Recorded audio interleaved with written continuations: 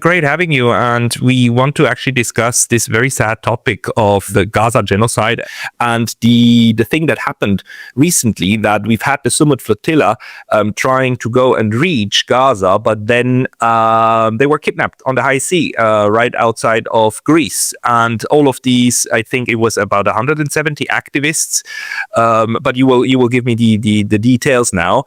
They were taken away and beaten and whatnot, and all of this done by Israel in international waters, far away from Israel or Gaza. And you wrote several articles about this, and I just want to say this at the beginning. Everybody, Eugene has this wonderful page on which you can find this on students.nz. And you wrote several articles. The latest one coming out today: did the New Zealand Prime Minister just commit treason by ignoring the terrorist attack on his own citizens? There were New Zealand citizens on there, and you were, of course, also a New Zealand citizen. Can you give us the rundown of what actually occurred and how this is now going down, and your perspective on it? Sure. Well, okay. Just so the global Sumud Flotilla is an international movement, and there's there's about at least 60 countries represented on it, and over 60 vessels. And they what they're trying to do, absolute heroes of our time. They're sailing to Gaza to open a humanitarian corridor to bring aid and support to the besieged and Palestinian people who are undergoing this terrible genocide. So that was the mission.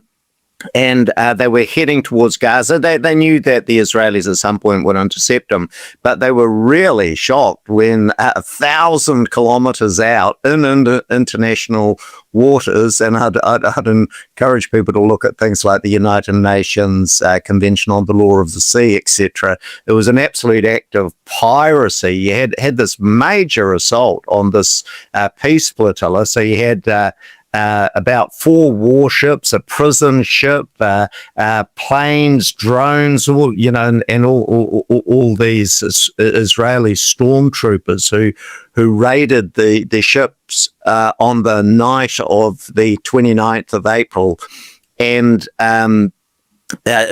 over 20 of the ships were actually intercepted and boarded, and others got away. But what actually happened was quite extraordinary.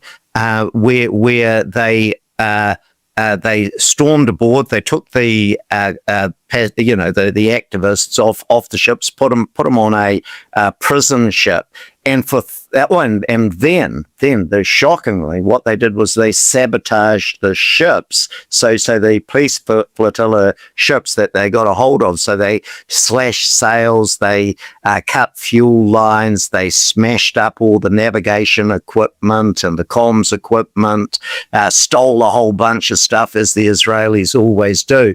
And then they took these activists who were on board the prison ship, which was they had 4 shipping containers that they used as a prison, but they had so many prisoners that they actually put about a third of them on the deck.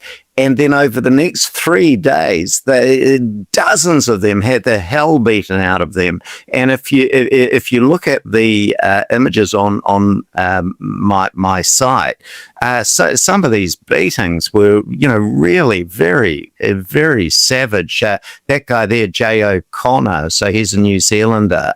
And he was, as you can see, he was kicked in the head. He was savagely kicked in the ribs and the kidneys and all of this. This was an absolute terrorist attack.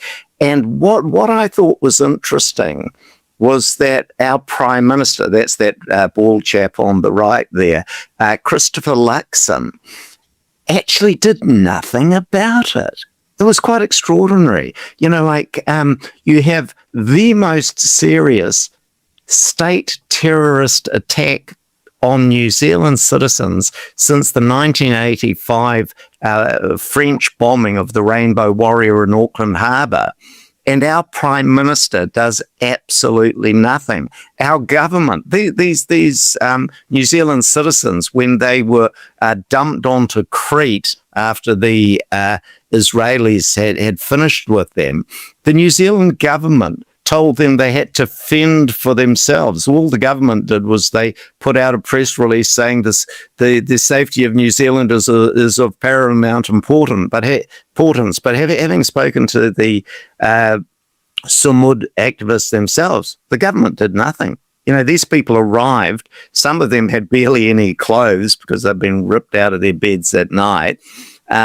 They didn't have money. They didn't have phones. And if it wasn't for the kindness of strangers, they would have been in an even worse state because our government abandoned them. And I just thought that in itself is just such an incredible story, because you think, how can this be?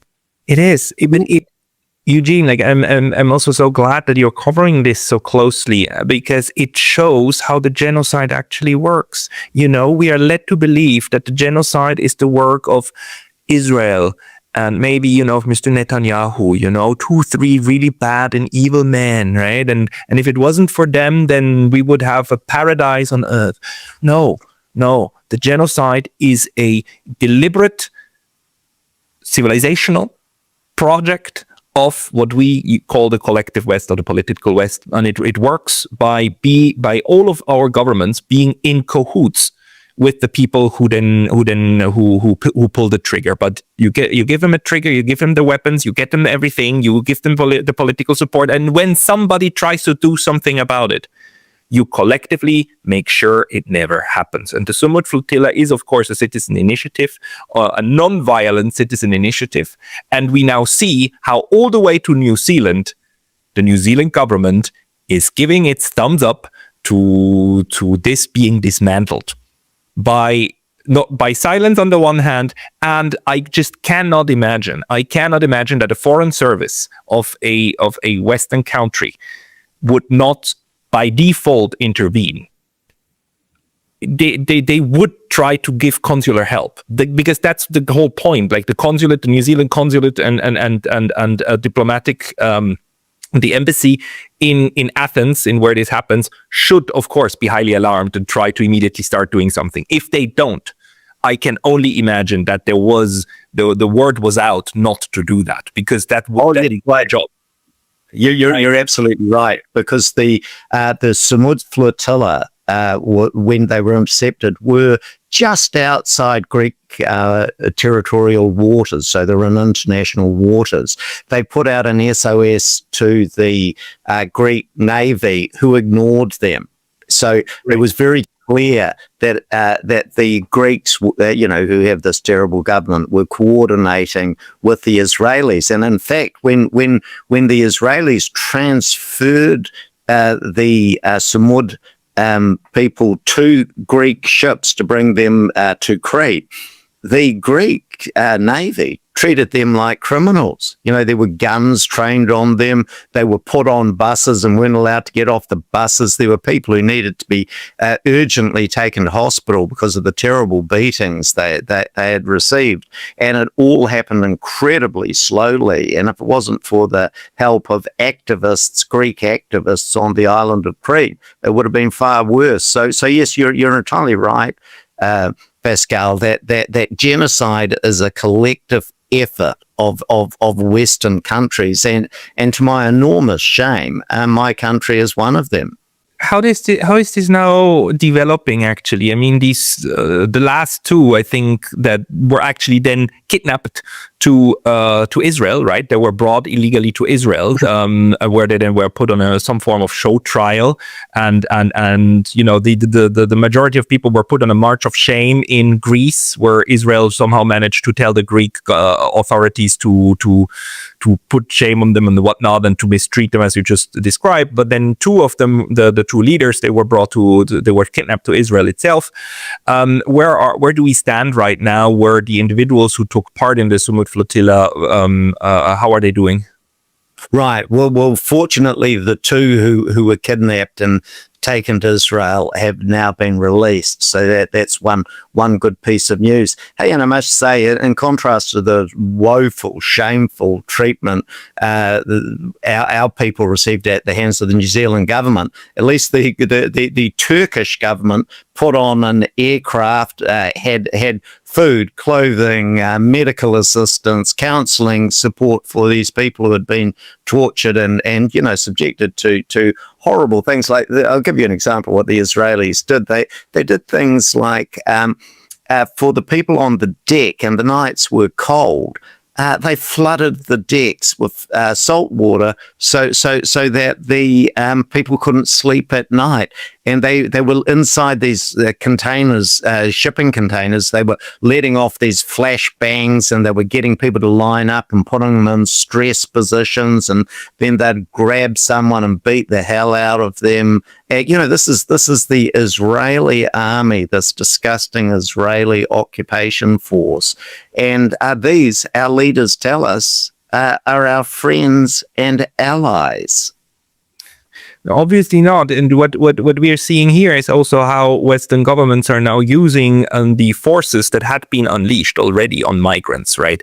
How you then treat your own people, European citizens and New Zealand citizens and Australians, and not that it makes a difference, and everybody should of course be treated with dignity and equally, and whether they're Europeans or not, whether they are not North Africans or not, whether they're Palestinians or not, but you just see how now we are getting to the point where this empire of genocide is starting to use the weapons of genocide against its own people, and the methods are slowly being turned inward. And this is clearly an escalation of what happened last time, half a year ago, I want to say, or almost a year ago, when the last Sumud Flotilla tried to reach Gaza. They intercepted them on the high sea, way closer to Gaza, and they did a similar. They didn't do a thing as horrible as that. Actually, last time when they intercepted, they tried to broadcast everything on TV, saying like, "Oh, look, we are giving Greta Thunberg a sandwich. This is, because we're the IDF, we are the good guys. We're giving people sandwich." And they called it the selfie flotilla or whatnot. And this time they apparently changed the strategy to savagery, right? They short of executing people on the spot, but to savagery and beating. What's your take on that? Yeah, well, look, you raised a point just before about people should be treated with respect regardless of their religion, skin color, whatever. Yeah. And what the Sumud Flotilla people, particularly the New Zealanders who I spoke to, really emphasized that what they went through was really horrible, but it is nothing compared to what the Palestinian people have to go through, and particularly the thousands. And I've done a number of stories on the Israeli prison system, and there's wonderful organizations like B'Tselem in Israel who have covered this, with reports like Welcome to Hell, the network of Israeli torture camps throughout Israel.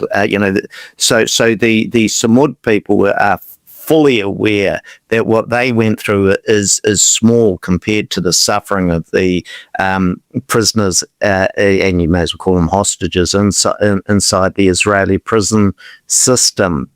Yes, and I think one of the things that really got me was the fact that, and I think it's useful to talk about our citizens, so it helped people focus their minds that they've had it almost normalized, this mistreatment of the Palestinian people. And as you said, it's quite interesting when it starts coming, when our citizens start to be treated in that way. And I think the Prime Minister of New Zealand and other leaders like Anthony Albanese of Australia has done something very dangerous by quietly ignoring the mistreatment of his own citizens, because it means that these heroic individuals on the Sumud Flotilla, when they set out again, as they will, they are going to stand up to fascism. They are going to continue their voyage.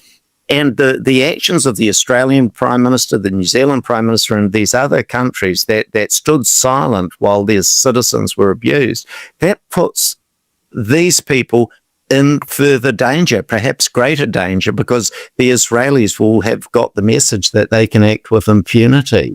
Yeah, but again, it's like I don't think anyone needs to send that message to Israel. I mean, they just do it. They make it. I cannot imagine that Israel does this without coordinating with the Greeks, without coordinating with the who else is there with Cyprus.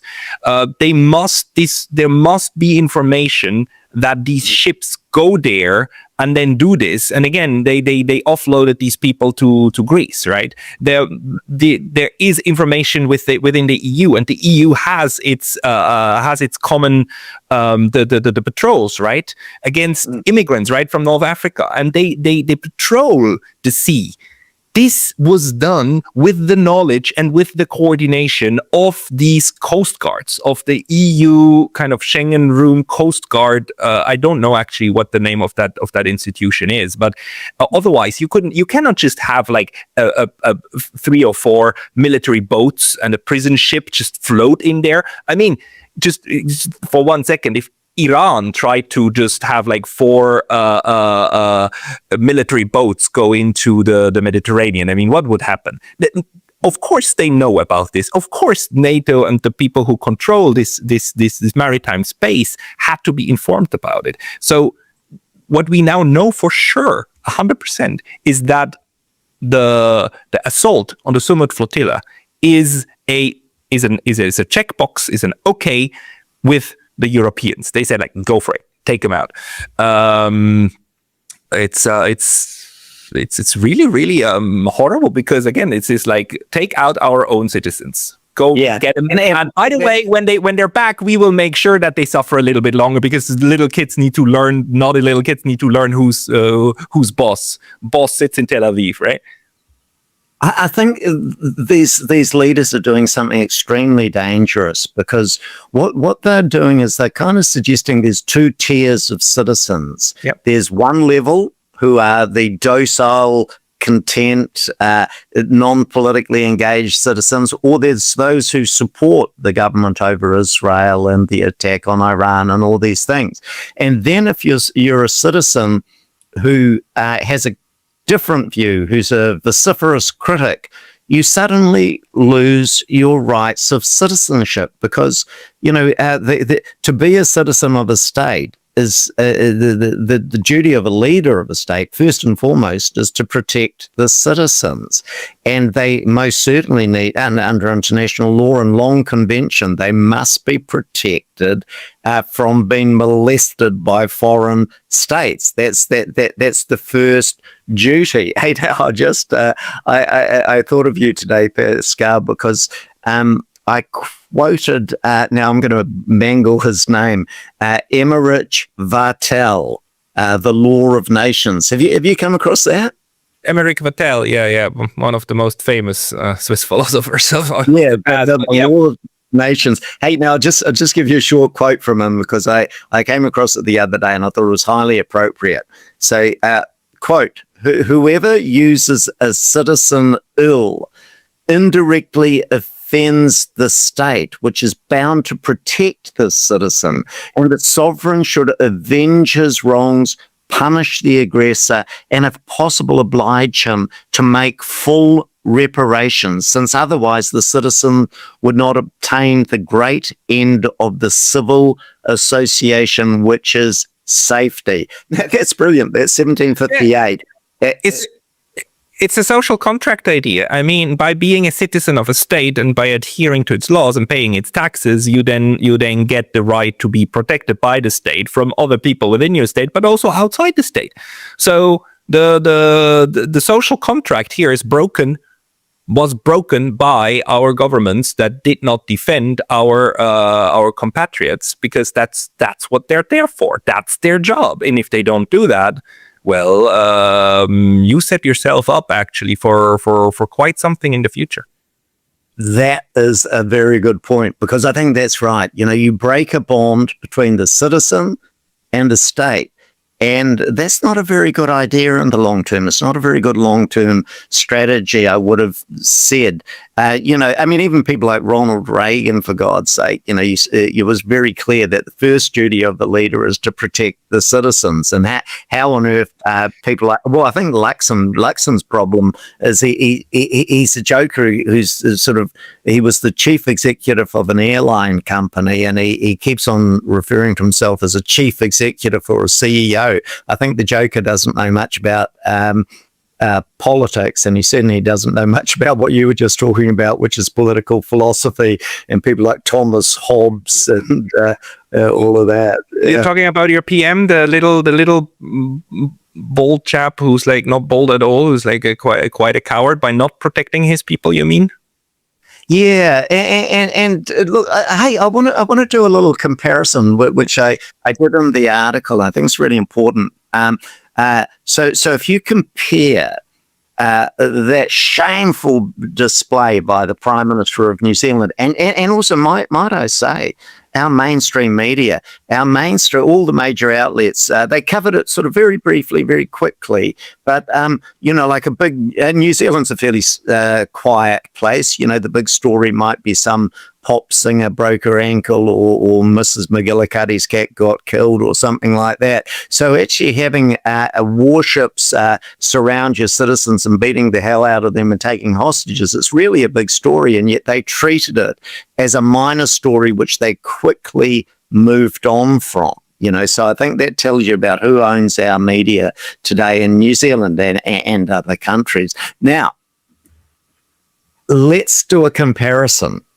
Because I think the most appropriate comparison is with, for a New Zealander, is the French terrorist attack, the state terrorist attack on the Rainbow Warrior, the Greenpeace ship, the Rainbow Warrior, which was blown up in Auckland Harbour in 1985.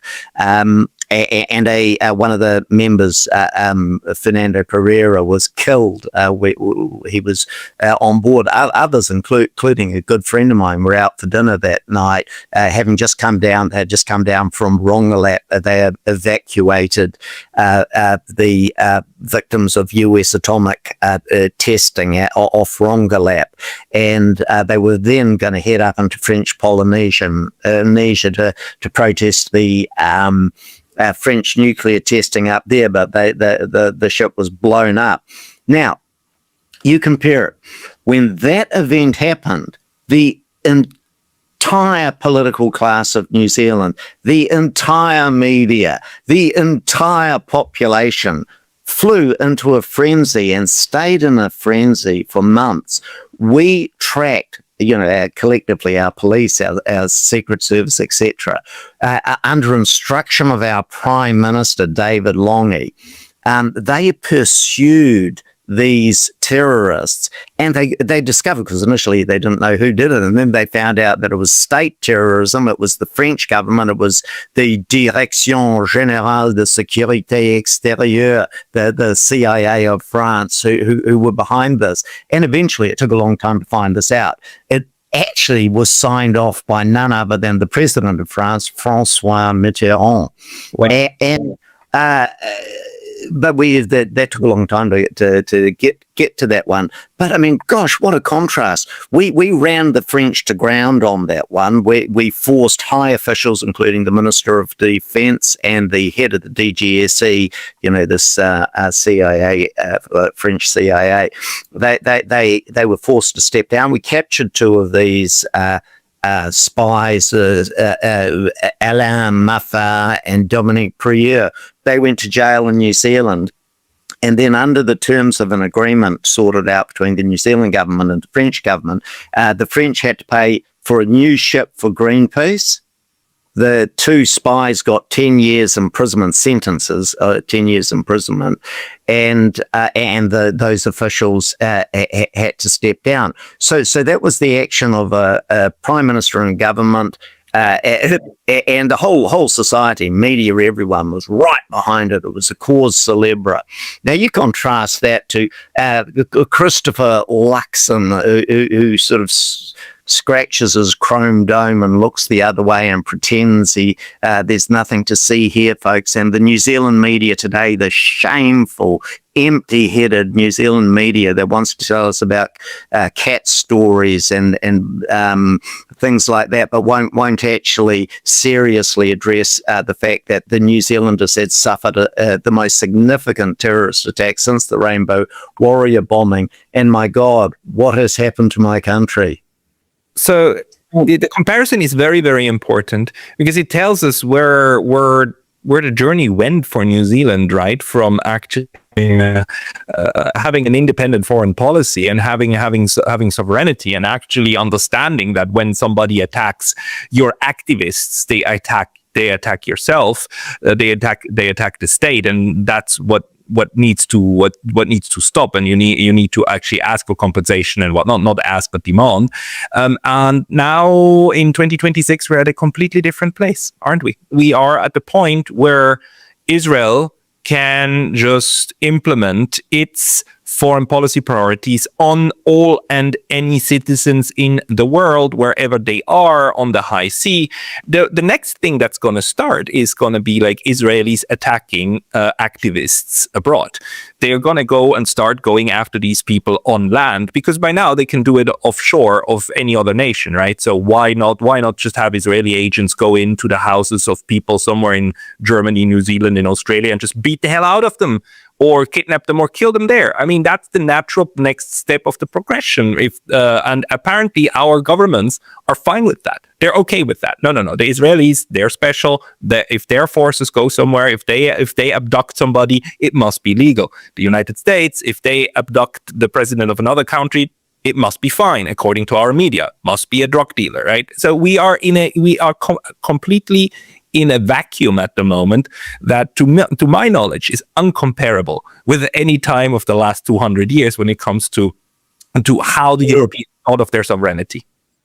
I think it's a tragedy, because I'm actually, over the last few years, I've spent quite a bit of time, I'm sure you have too, Pascal, reading parts of the United Nations Charter, which is a pretty fine document. It is a fine and the tragedy, people often criticize the United Nations, but I think the prime problem with the United Nations is that countries like New Zealand, Australia, Canada, France, Britain, etc., have absolutely trampled over the United Nations Charter and have refused to uphold it. And now they're even refusing to uphold rights for their own citizens. And I think that's really tragic. I wanted to say one other thing, just about the Rainbow Warrior period, that I think is quite important. You talked about independence just then. And one of the upshots of the Rainbow Warrior event was, it was like the shot of adrenaline into the New Zealand psyche, that we suddenly realized that our friends, the French, were not our friends. And we also learned, by the way, this is an incredible fact, a lot of people still don't know this, the Australian government, our dearest neighbours, our close buddies across the Tasman, the Australians helped about four or five of the terrorists, the French terrorists, they helped them to escape. They'd fled on a yacht to Norfolk Island. The New Zealanders had tracked them there, and the Aussies refused to grab them. So they were able to sail off. They were met by a French submarine in the middle of the Pacific. They boarded the submarine and sank their ship. So they got away thanks to the Australians. And I must say that our other dear buddies, the Americans and the British, our closest allies after the Australians, they said not a word, not boo, about what was done to New Zealand, and they in no way criticised the French. So New Zealanders took that message on board at the time, and within 2 years, we had signed the Nuclear Free Zone Act. New Zealand still to this day has a wonderful piece of nuclear-free legislation that was from 1987.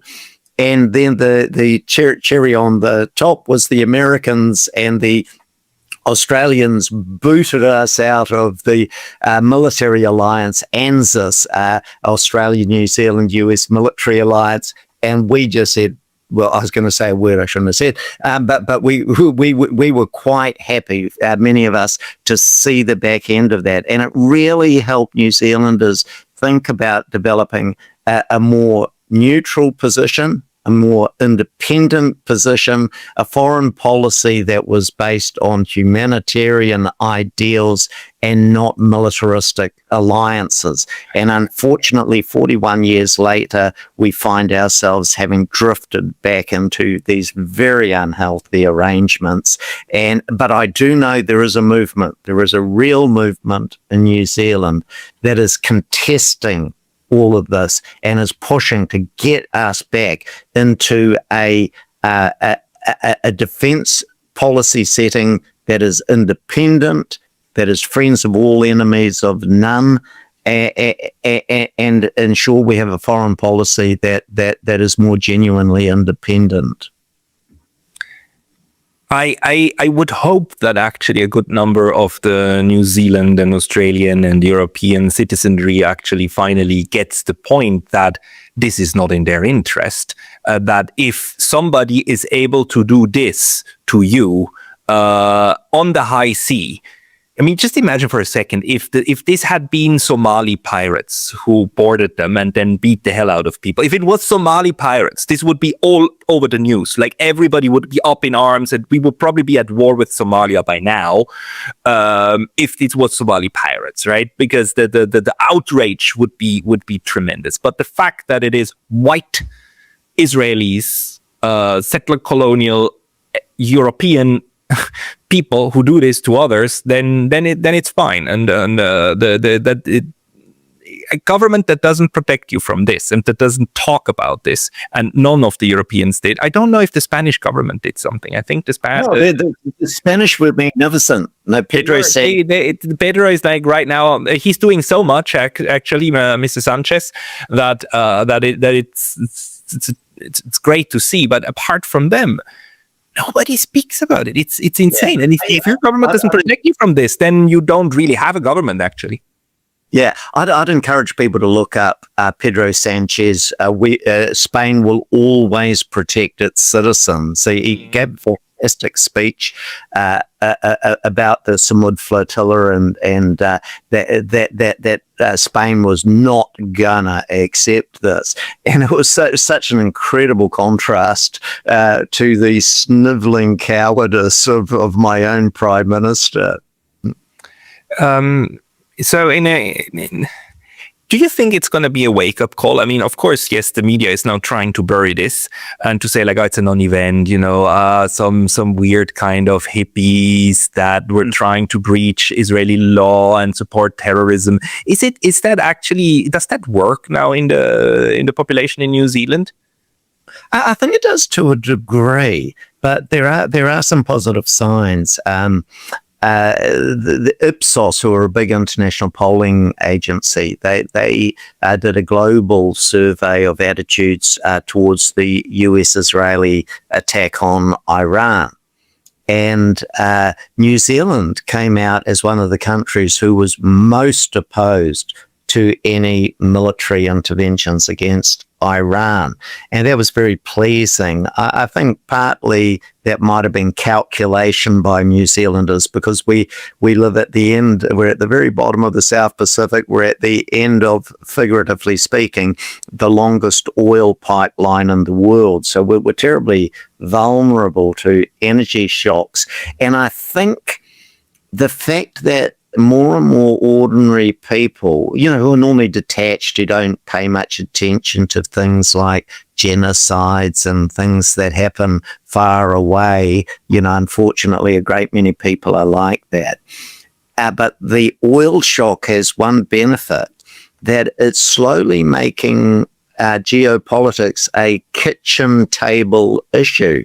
It's actually making ordinary people go, oh man, hey, my petrol's getting more expensive, and they're even talking about maybe are we going to have diesel to run our farm tractors and all of this. And so the energy shock and the Trump's war on Iran, the Netanyahu's war on Iran, is actually, and I've really noticed it. I know quite a lot of just ordinary folks who aren't terribly interested in geopolitics who are suddenly asking me questions and asking my opinions about things. And, I think if there's one good thing that's happened through all of that, that's actually starting to get people to engage more with these great issues of our time. It shouldn't just be left to the likes of you, me, and the Sumud activists.